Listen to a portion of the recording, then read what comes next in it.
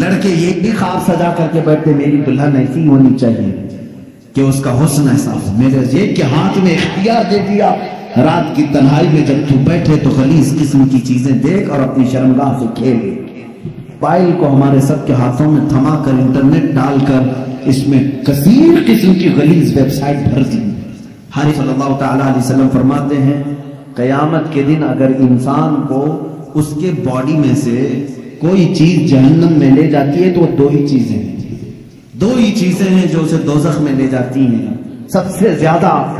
صحابہ نے پوچھا یا رسول اللہ صلی اللہ علیہ وسلم کون سی دو چیزیں ہیں؟ حضور فرماتے ہیں ایک دو جبڑوں کے بیچ میں ہے یہ زبان، اور ایک دو رانوں کے بیچ میں ہے شرمگاہ۔ یہ دو چیزیں ایسی ہیں جو اکثر انسانوں کو جہنم میں لے کر چلی جاتی، اور اللہ کے نبی صلی اللہ علیہ وسلم نے فرمایا جس نے ان دو چیزوں کی حفاظت کی ذمہ داری لے لی میں اس کی جنت میں لے جانے کی ضمانت دیتا ہوں، اے نوجوانوں ان دو چیزوں کی حفاظت کر لو آج، اپنی آنکھوں اور زبان کی ساتھ میں، اور ساتھ ہی اپنی شرمگاہ کی حفاظت۔ قیامت کا ایک منظر یہ بھی بتایا گیا کہ میدان محشر میں سارے لوگ کھڑے ہوں گے اور کچھ لوگوں کو فرشتے مجرم بنا کر لا رہے ہوں گے، لیکن کس حالت میں معلوم؟ وہ پورے ننگے ہوں گے، پورے بے لباس ہوں گے، اور فرشتے لوہے کی سلاخوں کو آگ میں تپا کر کے ان کی شرمگاہوں پہ مار رہے ہوں گے، جس سے جلنے کی خطرناک بدبو آ رہی ہوگی، اور ان کی شرمگاہوں کو مارا جا رہا ہوگا، اس میں عورتیں بھی ہوگی مرد بھی ہوں گی، ان کی شرمگاہیں جیسی جلتی ہوں گی خطرناک قسم کا پیپ وہاں سے نکل رہا ہوگا۔ پورے محشر والے ان کی اس سزا کو دیکھ کر کے دہل جائیں گے، میدان محشر ہل جائے گا، آخر یہ کون لوگ ہیں؟ فرشتے کہیں گے یہ وہ لوگ ہیں جو اپنے سطر کی دنیا میں حفاظت نہیں کرتے تھے، اپنی شرمگاہوں کے ساتھ کھلواڑ کیا، اللہ کی یہ امانت تھی، ان کا غلط انہوں نے استعمال کیا، زنا کے لیے اور بے حیائی کے لیے انہوں نے اس کا استعمال کیا۔ اس بات پر ہزاروں نہیں لاکھوں لوگ دوزخ میں جا رہے ہوں گے۔ آج دنیا پوری کے پوری ایڑی چوٹی کا زور لگا چکی ہے امت مصطفیٰ کے نوجوانوں کو بے حیا بنا دیا جائے، ہماری بچیوں کو بے آبرو کر دیا جائے۔ اسی لیے جانتے ہیں آپ آج کے دور میں، پہلے سے ان لوگوں نے بڑی کوششیں کی تھی عورتوں کو ننگا کرنے کی، اسکرٹ پہنا کر کے، ہاف کپڑے پہنا کر کے، لیکن جب اپنے فیشن سے زیادہ متاثر نہیں کر سکے تو انہوں نے موبائل کو ہمارے سب کے ہاتھوں میں تھما کر انٹرنیٹ ڈال کر اس میں کثیر قسم کی غلیظ ویب سائٹ بھر دی، ہر ایک کے ہاتھ میں اختیار دے دیا، رات کی تنہائی میں جب تو بیٹھے تو غلیظ قسم کی چیزیں دیکھ اور اپنی شرمگاہ سے کھیل۔ آج اکثر نوجوانوں کا طبقہ اس میں ملوث ہے، اور کتنوں نے اپنے ہاتھوں سے اپنے جسموں کو برباد کر لیا ہے، تباہ کر لیا ہے، انہوں نے اپنی زندگی کو بھی تباہ کیا اور اپنی آخرت کو بھی تباہ کیا۔ کئی ایسے جوان ہیں جو آج شادی کی عمر کو آ چکے اور روتے ہیں کیونکہ اپنے ہاتھوں سے انہوں نے تباہ کر لیا ہے۔ اللہ تعالیٰ نے منی کا ایک قطرہ جو تمہیں دیا ہے پورے دنیا کے معجون مل کے وہ قطرہ نہیں بنا سکیں گے۔ تمہیں معلوم نہیں ہے وہ بہت ہی قیمتی جوہر ہے جس کو لوگ ضائع کرنے کے لیے آج مزے لیتے ہیں۔ عزیزان گرامی یہ حیا مجھے آج ضرور عرض کرنی ہے، دنیا پوری کی پوری ایڑی چوٹی کا زور لگا چکی ہے تمہیں بے حیا کر دیتی ہے۔ یہ فلموں کا جال، یہ سیریل کا جال، یہ انٹرنیٹ کا وبال، یہ سب کچھ تمہارے اخلاق پر ڈاکہ ڈالنے کے لیے۔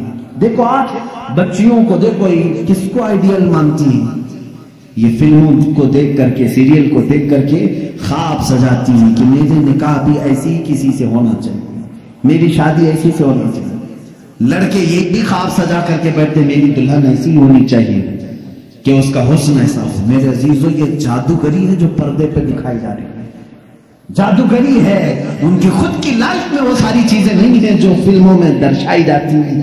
تم کہاں ان کے پیچھے پاگل بن جاتے ہو؟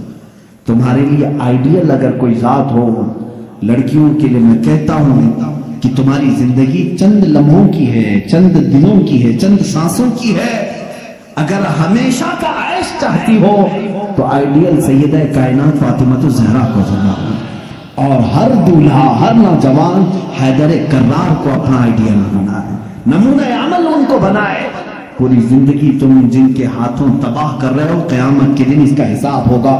2 آیتیں پڑھتا ہوں میں، سمجھ جاؤ۔ مجھے امید ہے کہ ہمارے بچے توبہ کر لیں گے، مجھے امید ہے کہ ہمارا نوجوان توبہ کرے گا، اور اللہ رب العزت کی جب اسے یاد دلا دی جائے، انشاءاللہ دل میں اگر ایمان کا ایک ذرہ بھی باقی ہے وہ پلٹ جائے گا۔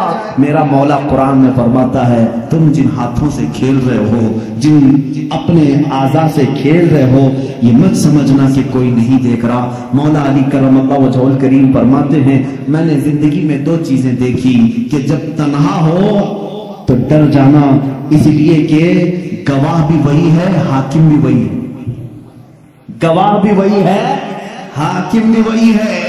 کوئی دوسرا تمہاری گواہی دینے کے لیے آئے گا نہیں، خود اللہ گواہ ہے۔ اور حاکم کون ہے قیامت کے دن؟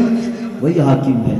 میرے عزیزو، قرآن کی 2 آیتیں میں پڑھ رہا ہوں، اللہ فرماتا ہے قیامت کے دن جب تم اٹھائے جاؤ گے، تم سے ہر ایک عضو کے بارے میں پوچھا جائے گا، اس سے کیا کرتے تھے، اس سے کیا کرتے تھے، آنکھیں کیا کرتی تھی تمہاری، زبان کیا بولتی تھی۔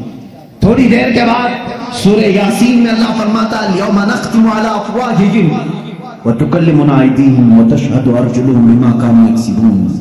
اللہ فرماتا ہے چپ رہو، آج کے دن ہم تمہارے منہ پر مہر لگا دیں گے، تمہارے ہاتھ ہم سے بات کریں گے، تمہارے پیر ہم سے بات کریں گے، جو کچھ تم کرتے تھے وہ سب کی گواہی دیں گے۔ اور 24ویں پارے میں چل کر کے آیت آتی ہے وَقَالُوا لِجُلُودِهِمْ لِمَ شَهِدْتُمْ عَلَيْنَا قَالُوا أَنْطَقَنَا اللَّهُ الَّذِي أَنْطَقَ كُلَّ شَيْءٍ۔ یہ ہمارے جسموں کی چمڑیاں اس دن بات کر رہی ہوں گی، حتیٰ کہ روایت میں ہے ران کی چمڑی بولے گی کہ یہ کیا کیا کرتا تھا۔ یہ انسان گھبرا کر کے کہے گا اپنی چمڑیوں سے تمہیں کیا ہو گیا، تم تو بولتی نہیں تھی دنیا میں، تم کیسے میرے خلاف کھڑے ہو گئے۔ وہ چمڑیاں اس وقت بھی کہیں گی کہ تو آج خاموش ہو جا، تیری زبان دنیا میں تھی اور آج اللہ نے ہمیں بولنے کا موقع دیا ہے، یہ سب ہمارے خلاف کھڑے ہو جائیں۔ اس لیے میرے عزیزوں، اے نوجوانوں، یہ زندگی بڑی قیمتی ہے جو اللہ نے تمہیں امانت کے طور پر دی ہے۔ رات کی تنہائیاں اگر تم نے اپنی حفاظت میں نہیں رکھی تو قیامت کے دن مجمع عام میں رسوا ہونا پڑے گا، ذلیل ہونا پڑے گا۔ اس وقت ہمارے اعمال کھولے جائیں گے جب ہمارے ماں باپ بھی سامنے ہوں گے، ہمارے بچے بھی ہمارے سامنے ہوں گے، ہماری بیویاں بھی ہوں گی، بلکہ حد تو یہ ہے کہ محمد عربی صلی اللہ علیہ وسلم سامنے ہوں گے، صحابہ ہوں گے، اولیاء ہوں گے، سب کے سامنے کہا جائے گا کہ تیری ساری تنہائیاں بتا تو نے کیا کیا کیا ہے۔ لیکن ایک بات یاد رکھو، وہ مولا کریم ہے، 1000 گناہ ہو جائیں لیکن اس کا ایک وعدہ ہے، کبھی کبھار کچھ ایسے لوگ بھی آئیں گے انہوں نے گناہ تو بہت کیے تھے، لیکن جب انہیں کسی نے دنیا میں اللہ کا خوف دلایا تو رات کی تنہائی میں وہ ڈر کر کے رونے لگے اور کہنے لگے اے بار الہا، میرے نفس نے مجھے بہکایا اور میں شرارت میں آ گیا اور میں غلط کام اپنے ہاتھوں سے کر لیا، لیکن اے الہ العالمین تو ارحم الراحمین ہے اور میں اخطأ الخاطئین ہوں، میں سب سے زیادہ خطا کرنے والا اور تو سب سے زیادہ رحم کرنے والا۔ رب تعالیٰ فرماتا ہے قیامت کے دن وہ آئے گا، اس کے نامہ اعمال ہوں گے ہاتھ میں، لیکن یہ جتنے گناہ تھے وہ سب مٹا چکے ہوں گے، فرشتے ان سب پر پردہ ڈال چکے ہوں گے، اس میں سے ایک گناہ کا بھی تذکرہ وہاں پر نہیں ہوگا۔ کاش ہماری زندگی میں بھی ایسا ہو جائے، کاش ہماری زندگی میں ایسا ہو جائے۔ خطائیں ہوئی ہیں لیکن توبہ کر لو، میرا مولا وعدہ کرتا ہے کہ ہم سب کو چھپا دیں گے۔ یمحو اللہ ما یشاء ویثبت ما عنده ویثبت ما یشاء، اللہ جسے چاہے گا مٹا دے گا اور جتنا چاہے گا باقی رکھے گا۔ وعنده ام الکتاب، ساری کتاب کا اصل اسی کے پاس ہے، وہ جس کے گناہ چاہے گا مٹا دے گا۔ بات یہاں پر حیا کی آئی، اس لیے مجھے عرض کرنا پڑا، اے میرے نوجوانوں، اپنی بچیوں کو، اپنی بہنوں کو، اپنی ماؤں کو، اپنی بیویوں کو یہ تمیز سکھاؤ۔ قیامت کے دن ایک بندہ اس لیے جہنم میں جا رہا ہوگا، میرے آقا فرماتے دیوس جہنم میں جائے گا، پوچھا جا گیا یہ کون ہے دیوس؟ کہا گیا جس کی عورت بے پردہ باہر نکلتی تھی، اسے دوزخ میں ڈالا جا رہا تھا۔ تو سوچو کہ اس عورت پر کیا عذاب ہے، تمہارے اوپر تمہاری عورتوں کا بھی حق ہے، تم نے کیوں اس کو پردے میں نہیں رکھا، تم نے اس کو حیادار کیوں نہیں بنایا؟ اپنی بچیوں کی صحیح تربیت کرو، اپنی بہنوں کی صحیح تربیت کرو. آج کے اس معاشرے میں ہماری عورتوں کے ساتھ ایک بڑا مسئلہ یہ ہے کہ وہ ایسی محفلوں میں آتی نہیں جہاں وہ کچھ گرم ہو سکے, جہاں ان کے اندر ایمان تازہ ہو سکے. ظاہر سی بات ہے وہ برسوں تک ان کے گھروں میں قید ہونے کی وجہ سے زنگ لگ جاتا ہے.